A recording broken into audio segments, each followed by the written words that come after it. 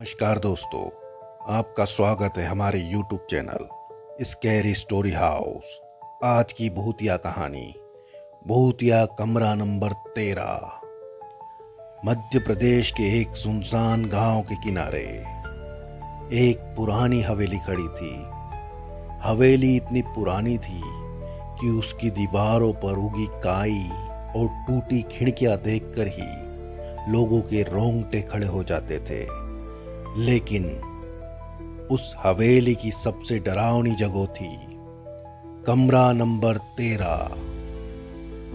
गांव के बुजुर्ग कहते थे कि वहां एक ऐसी आत्मा रहती है जो लोगों को मारती नहीं बल्कि उन्हें अपने साथ हमेशा के लिए कैद कर लेती है।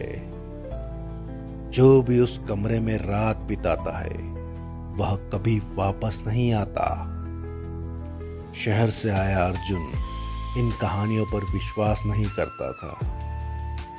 उसने गांव वालों को चुनौती देते हुए कहा, अगर मैं सुबह जिंदा वापस आ गया तो तुम सबको मानना पड़ेगा कि भूत जैसी कोई चीज नहीं होती। गांव वालों ने उसे बहुत समझाया लेकिन अर्जुन नहीं माना। रात के 11 बजे वह कमरा नंबर 13 में पहुंच गया। कमरे में एक टूटा पलंग, धूल से भरा फर्श और दीवार पर टंगी एक पुरानी तस्वीर थी। तस्वीर में एक औरत थी लेकिन उसका चेहरा किसी ने नाखूनों से खरोच कर मिटा दिया था। जैसे जैसे रात गहरी होती गई कमरे का तापमान कम होता गया। 12 बजते ही कमरे में किसी के रोने की आवाज गूंजने लगी। पहले धीमी, फिर और तेज, फिर इतनी तेज कि ऐसा लग रहा था जैसे कोई औरत अर्जुन के कान के पास खड़ी होकर रो रही हो। अर्जुन ने टॉर्च जलाई। कमरा खाली था लेकिन तभी उसकी नजर फर्श पर पड़ी। धूल में किसी के नंगे पैरों के निशान बन रहे थे, जैसे कोई अदृश्य चीज उसके सामने चल रही हो। अर्जुन का गला सूख गया। निशान सीधे कमरे के कोने तक गए और अचानक गायब हो गए। तभी आईने से आवाज आई, टक टक टक, जैसे कोई अंदर से शीशे पर उंगली मार रहा हो। अर्जुन ने कांपते हुए आईने की ओर देखा। आईने में उसका प्रतिबिंब दिखाई दे रहा था लेकिन उसके पीछे एक और चेहरा भी था। एक औरत जिसकी आंखें पूरी तरह काली थी। उसका मुंह अस्वाभाविक रूप से कानों तक फटा हुआ था। अर्जुन पीछे मुड़ा। वहां कोई नहीं था लेकिन जब उसने दोबारा आईने में देखा वह औरत अब उसके बिल्कुल पीछे खड़ी थी।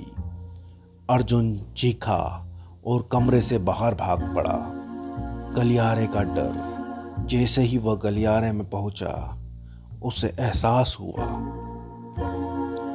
कि कुछ गलत है। जिस रास्ते से वह आया था अब खत्म नहीं हो रहा था।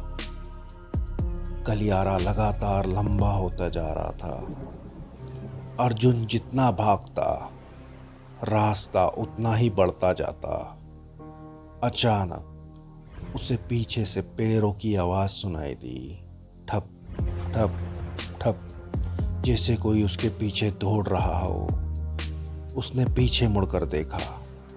दूर अंधेरे में सफेद साड़ी वाली वही औरत खड़ी थी लेकिन अगली बार जब उसने पलक झपकाई वह औरत कुछ कदम और पास आ चुकी थी।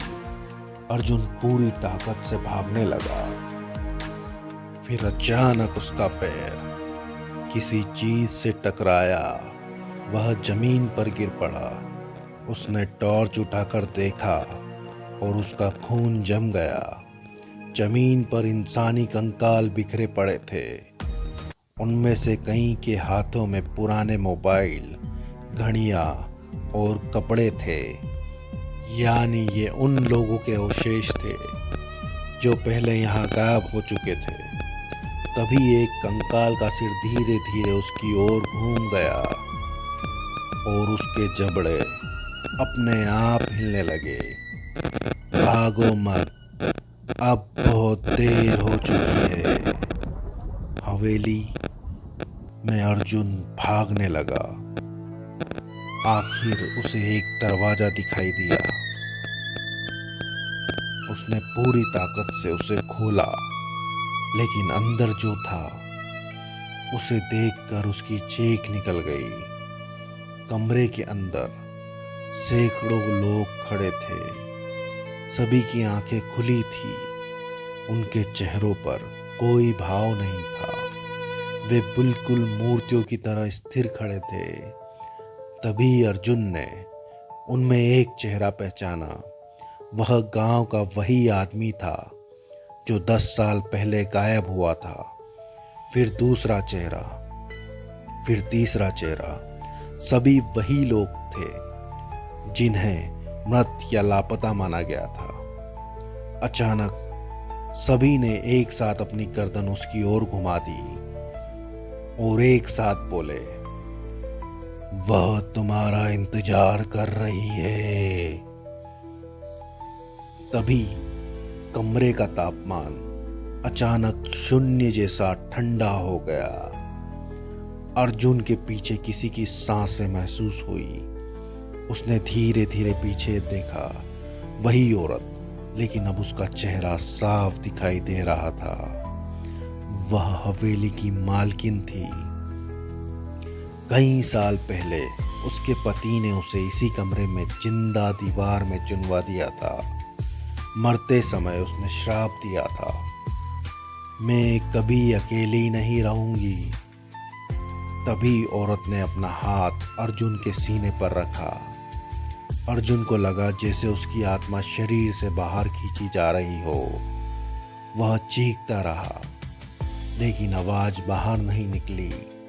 धीरे धीरे उसकी आंखों के सामने अंधेरा छा गया और फिर सब कुछ खत्म हो गया।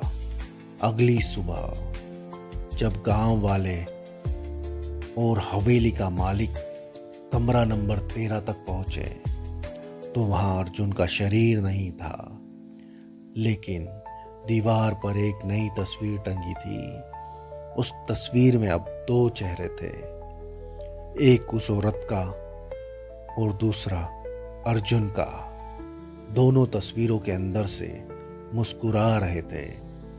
कहते हैं आज भी अगर कोई आधी रात को कमरा नंबर 13 में जाता है तो उसे आईने में अपना चेहरा नहीं दिखता, बल्कि अर्जुन दिखाई देता है, जो धीरे से कहता है, मत आओ, वह अभी भी भूखी है।